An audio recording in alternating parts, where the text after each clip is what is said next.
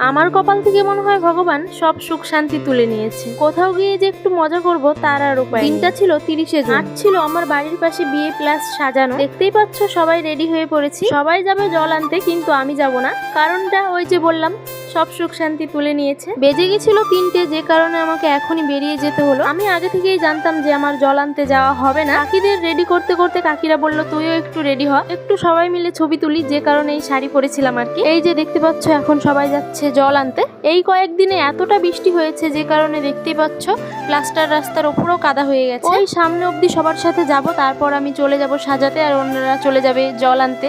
প্রায় বিয়ে বাড়ির কাছেই চলে এসেছি একটা টোটোতে করে। সাথে গেছিল আমার বান্ধবীরা। যাকে সাজাতে যাচ্ছি সেও আমার একটা বান্ধবী হয়। আজকের ওয়েদারটা না খুবই খারাপ ছিল, প্রচন্ড গরম, যে কারণে মেকআপ করে একটুও শান্তি পাইনি। ব্রাইডের মুখ প্রচন্ড পরিমাণে ঘাম ছিল। এটা হলো তার পরের দিন সকালে। আমরা বান্ধবীরা সবাই রেডি হচ্ছিলাম বিয়ে